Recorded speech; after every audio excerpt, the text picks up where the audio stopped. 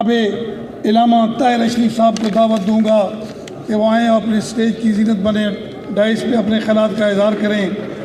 جناب علامہ طاہر اشرفی صاحب، میرا عزم اتنا بلند ہے کہ پرائے شعلوں سے ڈر نہیں، مجھے خوف آتش گل سے ہے کہ کہیں سارے چمن کو جلا نہ دے۔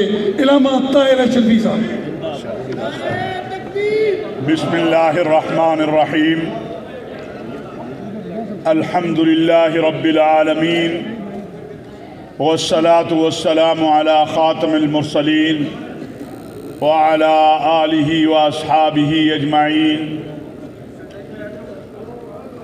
میرے واجب الاحترام علماء و مشائخ، میرے بھائیوں عزیزوں، اور آج کی اس تقریب کے میزبان ہمارے بھائی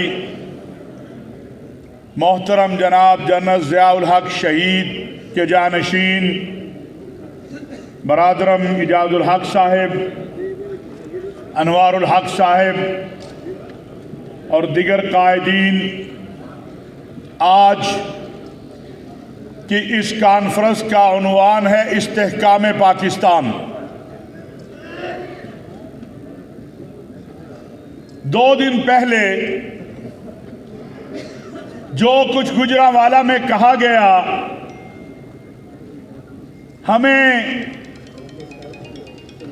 اس کی جو سمیل تھی وہ بہت ایام پہلے سے آ رہی تھی۔ اسی لیے میں اور محترم اعجاز الحق صاحب ایک دن بیٹھے اور ہم نے فیصلہ کیا کہ اگر غداران پاکستان میدان میں آ رہے ہیں تو وفاداران پاکستان کو بھی میدان میں آنا ہے۔ نعرہ تکبیر! بیٹھے آپ پلیز، وقت کم ہے، اور کسی بھی ملک کو کمزور کرنا ہو تو قوم میں اور فوج کے درمیان بعد پیدا کیا جاتا ہے، قوم کو فوج سے مایوس کیا جاتا ہے، اور جمہوریت کی گردان کرنے والوں، تم اپنی پارٹیوں میں تو جمہوریت آج تک نہیں لا سکے، تم ملک میں کیا جمہوریت لاؤ گے؟ میں پوچھتا ہوں کہ کیا آج پاکستان کی بڑی سیاسی جماعتیں اپنے لیڈر کے خلاف کوئی بول کے اس میں رہ سکتا ہے؟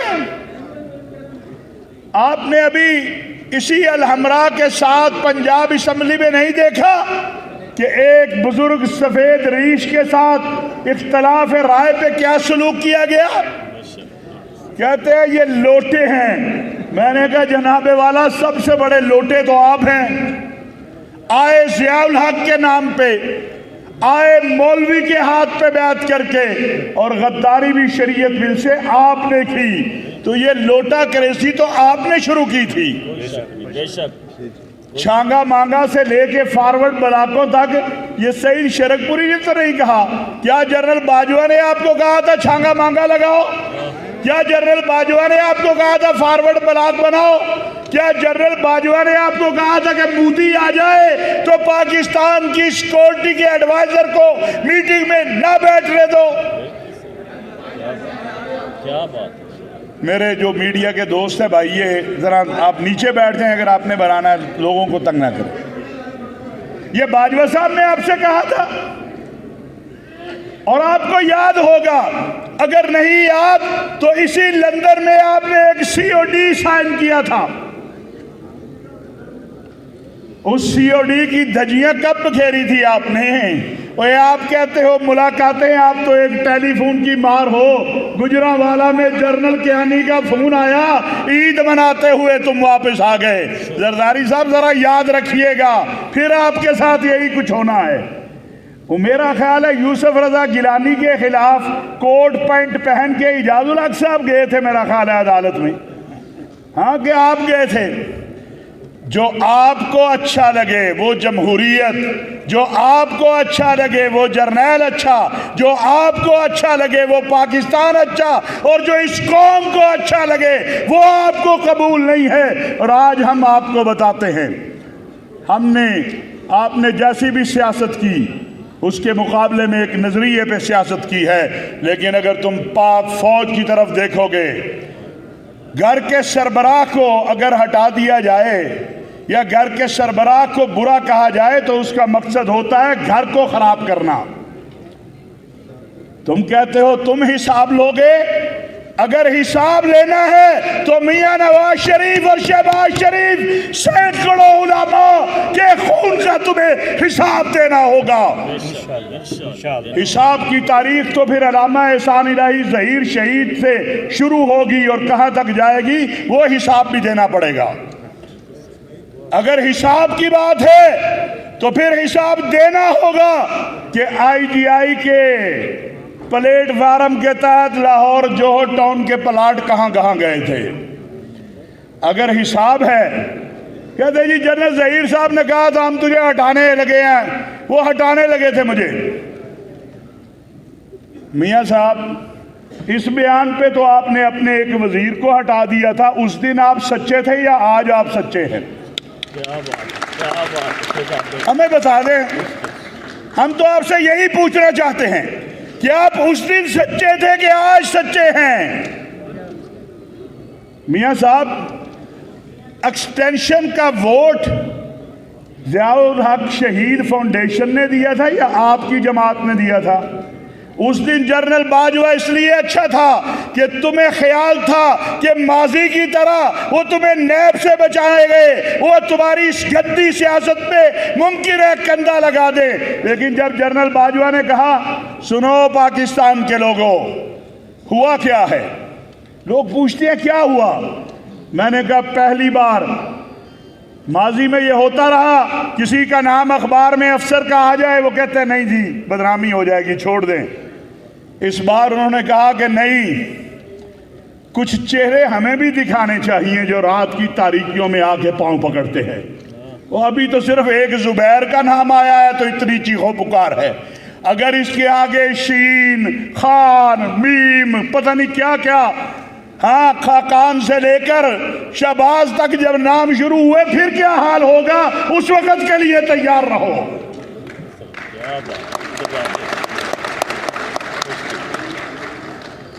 بڑے بڑے جمہوریت کے چیمپئن پھٹوں پہ بیٹھ کے، چائے کے پھٹوں کے بیٹھ کے انتظار میں رہتے ہیں کہ کوئی وردی والا جاتا ہو تو اسے سلام کر کے عرض داشت پیش کر دے۔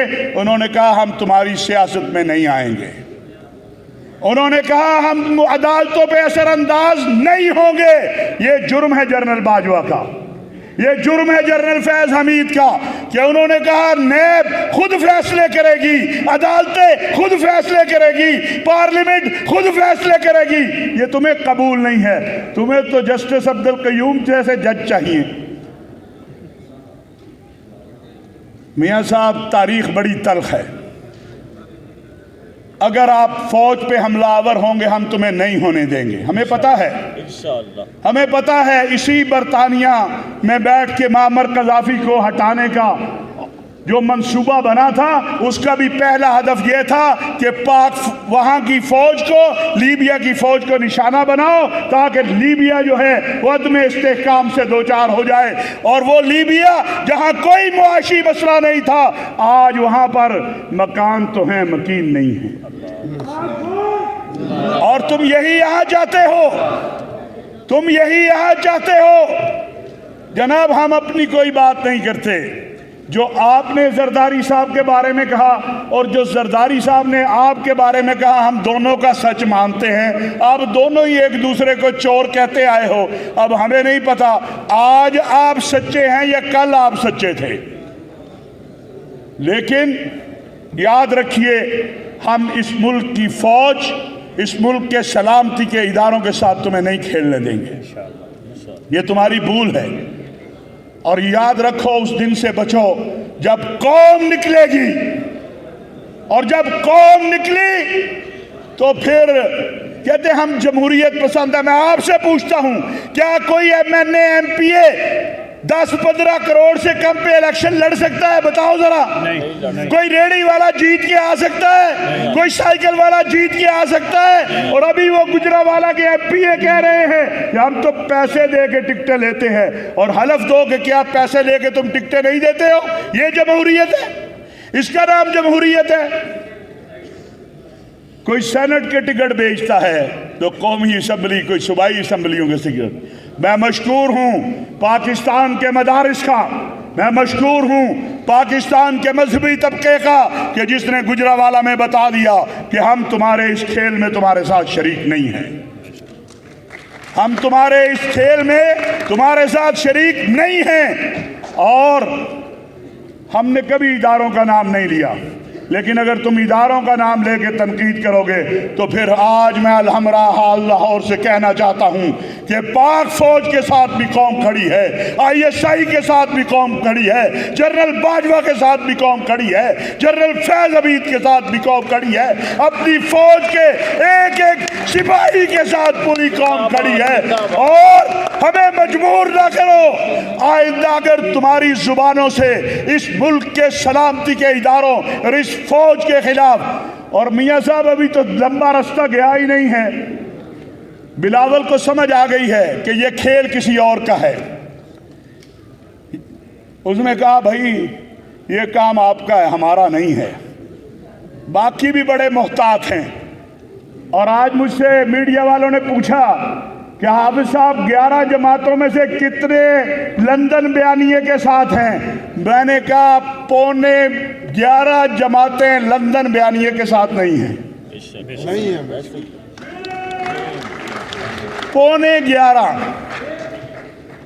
اور میں نے کہا اگر سچی بات پوچھو تو بیٹی اور بھائی بھی نہیں ہیں ساتھ۔ آج آپ بات کرتے ہو کہ ہمارے دوست ملکوں سے تعلقات، تو جناب والا یہ مودی آج جو اسلامی عرب دنیا میں داخل ہوا ہے یہ آپ کی کارستانی ہے، یہ اس حکومت کی کارستانی نہیں ہے۔ جنرل باجوہ کی وجہ سے ہمارے عرب اسلامی دنیا میں تعلقات بحال ہوئے، اور آپ کی وجہ سے 46 سال کے بعد مودی کو موقع ملا کہ وہ متحدہ عرب امارات کی سرزمین پہ جا کے اس نے قدم رکھا۔ یہ آپ کی کارستانی تھی، یہ آپ کی کارستانی تھی۔ اس لیے، اور آخری بات، کوئی پریشانی کی بات نہیں ہے، ضیاء الحق شہید نے پاکستان کو عالم اسلام کا مرکز قرار دیا تھا اور بنایا تھا۔ میں آپ کو خوشخبری دینا چاہتا ہوں، محترم اعجاز الحق صاحب، اہل فلسطین نے کہا ہے کہ اس ہنگامی صورتحال میں، اس اضطرابی صورتحال میں، اس غم کی صورتحال میں ہمیں پاکستان کی قیادت کو یہ اختیار دیتے ہیں کہ وہ اسلامی اور عرب دنیا کے ساتھ ہمیں بٹھائے، ہم بیٹھنے کو تیار ہیں۔ یہ پاکستان ہے، یہ پاکستان ہے۔ اور میاں صاحب ایک آپ کا بھی پاکستان تھا، آپ کی حکومت کا بھی، جب مسجد اقصیٰ 3 دن بند رہی اور پاکستان کی وزارت خارجہ نے مذمت تک نہیں کی، 3 دن تک۔ اور ایک وہ سیالکوٹ کے صاحب ہیں، ان کا کام ہی جھوٹ بولنا ہر وقت، بے شک اس کو سچ آتا ہی نہیں ہے۔ میں آج چیلنج کرتا ہوں کہ کبھی سعودی عرب نے نہیں کہا کہ پاکستان کی فوج کو یمن کے اندر بھیجا جائے، کبھی نہیں کہا۔ یہاں منفی پراپوگنڈا کیا گیا، پارلیمنٹ میں کھڑے ہو کے عرب دنیا کو گالیاں دلوائی گئی۔ پورے عالم عرب کو پاکستان سے ناراض کس نے کروایا؟ میاں صاحب یہ آپ کی کارستانی ہے۔ سعودی عرب سے ہمارا عقیدت کا، محبت کا، احترام کا رشتہ ہے، اور وہ ہر مسلمان کا ہے جس نے لا الہ الا اللہ پڑھا ہے۔ جھوٹ بولا، پارلیمنٹ میں کھڑے ہو کے جھوٹ بولا کہ وہ کہتے ہیں پاکستان اپنی فوج یمن میں بھیجے، کبھی سعودی عرب نے یہ نہیں کہا۔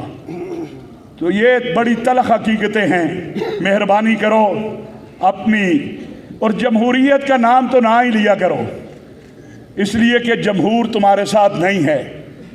ایک عوامی الیکشن ہو جس میں پیسوں پر پابندی ہو، یہ طے ہو جائے کہ کوئی 5 लाख سے زیادہ خرچ نہیں کرے گا. یہ جو بڑے بڑے اس وقت اپنے آپ کو لیڈر کہتے ہیں نا، ان کو ان کی حیثیت پتہ چل جائے گی کہ عوام کے ووٹ سے کون آتا ہے اور پیسے کے زور پہ کون آتا ہے. اور آخری ایک فتویٰ بھی آیا ہے، فتویٰ بھی ایک آیا ہے. کہتے ہیں یہ جو ہے نا پارلیمنٹ، اس میں جو حکومتی ارکان ہیں نا یہ ناجائز آئے ہیں، اور جو حزب اختلاف والے ہیں نا وہ جائز آئے ہیں. سمجھ آئی؟ یعنی کہتے ہیں یہ جو سیٹوں پہ بیٹھے ہیں نا یہ تو ناجائز آئے ہیں، اور یہ جو بیٹھے ہیں نا یہ جائز آئے ہیں. اس کو کہتے ہیں میٹھا میٹھا ہپ ہپ، کڑوا کڑوا تھو. آپ بیٹھے قومی اسمبلی کی جن نشستوں پہ وہ جائز ہیں، اور حزب اقتدار جس میں بیٹھے وہ ناجائز ہے. اس طرح کے فتوے قوم بہت جانتی ہے. بہت شکریہ محترم اعجاز الحق صاحب، آپ کے اوپر یہ قرض ہے، آپ کا یہ فرض ہے، اور آپ کے اوپر آپ کے والد شہید کا یہ قرض ہے کہ آپ نے استحکام پاکستان کی تحریک کو چلانا ہے. اور آپ تو نوجوان ہیں، ہمارے جیسے بوڑھے بھی آپ کے ساتھ ہیں. میاں سعید صاحب دیکھیں، وہ اس بڑھاپے میں بھی آپ کے نعرے لگا رہے ہیں. تو آپ تو ماشاءاللہ نوجوان ہیں. کام کرا کے آپ جوانوں میں شمار. اور جنرل حمید گل صاحب کے صاحبزادے، کاش آج جنرل صاحب زندہ ہوتے تو بتاتے. کہتے ہیں ہم بوٹ پالش، جنرل صاحب کے بوٹ کون کون پالش کرتا تھا. ویسے اعجاز الحق صاحب کسی دن بتا بھی دیجئے گا کہ کون دروازوں پہ کئی کئی گھنٹے کھڑا رہتا تھا کہ بوٹ کی جھلک دیکھ لے. تم تو وہ ہو جو بوٹ کی جھلک دیکھنے کو ترستے رہتے تھے. نعرہ میں لگواؤں گا، جواب آپ دیں گے. نعرہ تکبیر پورے زور سے. مزہ نہیں آیا؟ نعرہ تکبیر. تاج و تخت ختم نبوت، تاج و تخت ختم نبوت. پاکستان، پاک فوج، پاک فوج، جنرل باجوہ، جنرل فیض حمید. یہ لندن والوں کے لیے ہے، پہنچ گئے ہوں.